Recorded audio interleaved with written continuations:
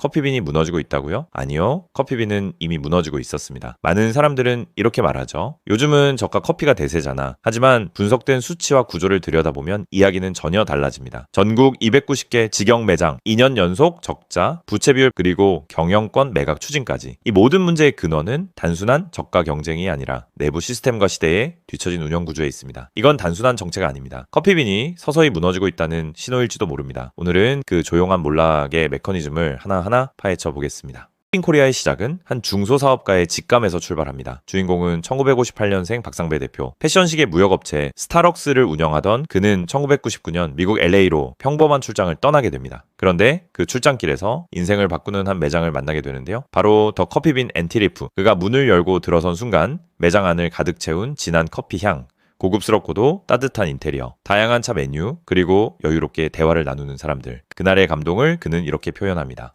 단순한 커피숍이 아니라 고객이 머무는 공간, 문화를 느끼는 공간이 되어야 한다라고 생각했습니다. 그 순간부터 박 대표의 머릿속에는 이 브랜드를 꼭 한국에 들여와야 한다는 생각이 자리 잡기 시작합니다. 당시는 다방과 믹스커피가 중심이었던 시절, 프리미엄 커피 문화는 아직 낯설었고 카페를 문화 공간으로 보는 시선도 드물었습니다. 그럼에도 그는 미국에서 본 커피빈의 가능성, 그리고 한국 시장의 변화 가능성을 직감했고 그 직감은 곧바로 행동으로 이어졌습니다. 하지만 문제는 아무리 훌륭한 브랜드라도 한국에 들여오려면 본사의 허락이 필요하다는 점이었죠. 커피빈 본사 입장에선 아시아 시장에 대한 이해도 부족했고 특히나 당시 한국은 프랜차이즈 커피 문화가 아직 자리 잡지 않은 낯선 시장이었습니다. 한국 시장은 아직 준비되지 않았다. 리스크가 크다. 박 대표는 수차례 이런 반응을 마주해야 했죠. 그는 포기하지 않았습니다. 수없이 본사를 다시 찾아가며 한국 시장의 성장 가능성에 대해 설명하고 소비자 트렌드와 입지 전략, 매출 시뮬레이션까지 하나하나 직접 준비해가며 설득을 이어갔습니다. 그리고 마침내 2000년 6월 박 대표는 미국 본사와 프랜차이즈 계약을 체결하고 커피빈 코리아를 공식 설립하며 한국에 첫 발을 내딛게 됩니다. 놀라운 점은 거대 기업도 아닌 단 한 명의 한국인 사업가의 직감과 도전 정신이었다는 점이죠.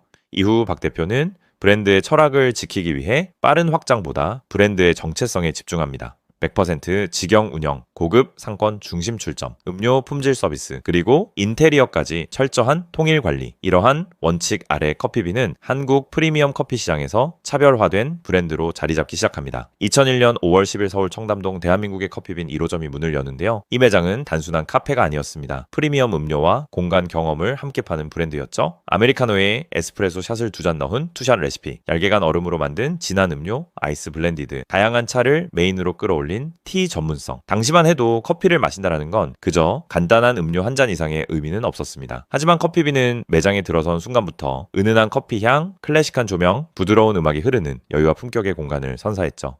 2000년대 중반 커피빈은 서울, 강남, 청담 등 핵심 상권을 중심으로 본격적인 확장에 나서는데요. 직영점 체제를 고수하며 서울 전역, 경기권, 부산, 대구 등 지방 핵심 상권으로 확대하죠. 2016년 전국 매장 수 200개 돌파, 2017년엔 연간 70여 개의 신규 매장을 오픈하며 가장 공격적인 확장 전략을 펼치게 되죠. 드라이브스루 도입, 카공족을 겨냥한 콘센트 조용한 환경 조성, 브랜드 아이덴티티를 살린 인테리어 리뉴얼. 커피빈은 이 모든 전략을 통해 2019년 기준 전국 약 291개 매장까지 성장하며 사실상 브랜드 역사상 가장 화려한 전성기를 누리게 됩니다. 하지만 이 정점은 그렇게 오래가지 않았습니다.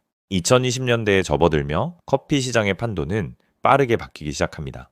1,000원에서 2,000원대 메가커피, 컴포즈 커피, 백다방 등 저가 커피 브랜드의 급부상, 가성비를 중시하는 소비 트렌드의 대전환, 디지털 주문 배달 앱 기반, 리워드 경쟁의 심화, 고정비 부담이 큰 직영 체제의 한계.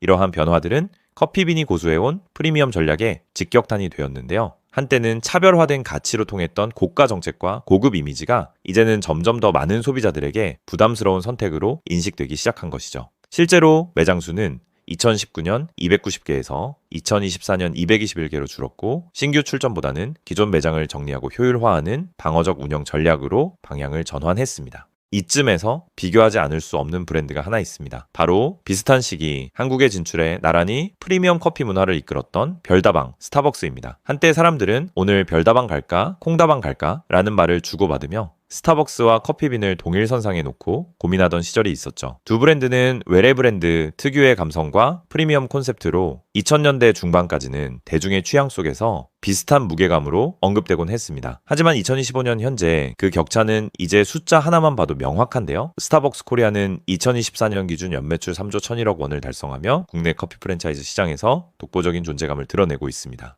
전국 매장 수는 2,000개를 돌파했고 모든 매장을 직영체제로 관리하면서도 압도적인 규모의 성장을 지속 중입니다. 특히 사이렌 오더, 리워트 앱, 굿즈 컬렉션, ESG 활동 등 단순한 커피 판매에서 나아가 브랜드를 하나의 라이프스타일 플랫폼으로 확장시키는데 성공했죠.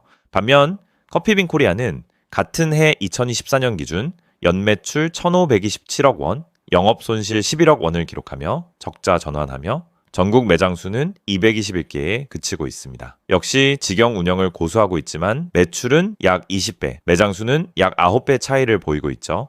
물론 수치도 중요하지만 더 중요한 것은 성장의 방향성입니다. 스타벅스는 해마다 매장 확장과 서비스 혁신을 거듭하며 시장을 선도하고 있고 반면 커피빈은 매장 수 감소와 실적 부진이라는 흐름 속에 있습니다. 커피빈은 여전히 고급스러운 이미지와 매장 분위기를 유지하고 있지만 정체된 이미지를 벗어나지 못하고 있죠. 이렇게 브랜드가 정체되고 내부 시스템이 변화에 뒤처지기 시작하면은 작은 이슈도 큰 리스크로 번지기 마련인데요. 그 대표적인 사례가 바로 2009년에 발생한 커피빈 칸타빌레 상표 분쟁 사건이었죠. 당시 커피빈 코리아 관계자는 한 편의점에서 커피빈 칸타빌레라는 이름의 초콜릿을 우연히 발견하게 되는데요. 이거 우리 브랜드명이랑 너무 비슷한데? 알고 보니 편의점 브랜드 코리아 세븐이 커피빈 칸타빌레라는 이름으로 상표 등록을 마친 뒤 정식으로 제품을 출시한 상황이었죠. 커피빈은 즉각 상표 등록 무효 심판을 청구하고 소송에 나섰지만 1위심 재판부는 뜻밖의 판단을 내립니다. 커피빈은 커피콩이라는 원재료를 의미하는 일반 명사여서 식별력이 부족하다며 커피빈 측의 주장을 받아들이지 않았죠. 그러나 이 사건은 2013년 대법원에서 극적인 반전을 맞이합니다.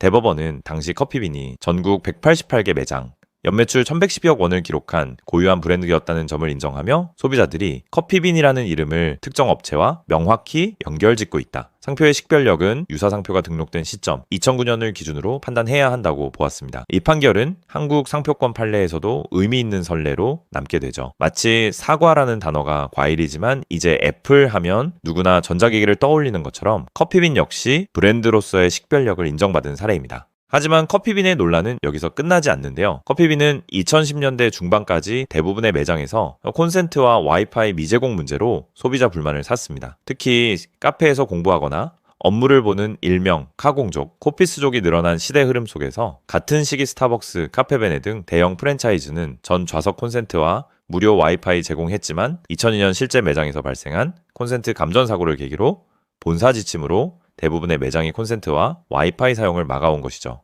하지만 문제는 이러한 방침을 명확히 고지하지 않았다는 점인데요. 결국 소비자 사이에선 회전율을 높이기 위한 꼼수 아니냐, 프리미엄 가격을 받으면서 기본 서비스는 왜 부족하냐는 불만이 확산됐고 브랜드 이미지에도 적지 않은 타격이 이어졌습니다. 늦게나마 커피빈은 2015년부터 신규 매장을 중심으로 콘센트와 와이파이를 설치하며 수습에 나섰지만 이미 MZ세대 중심의 주요 소비층은 더 유연한 서비스와 편의성을 제공하는 저가 커피 브랜드나 타 대형 프랜차이즈로 이동한 뒤였습니다.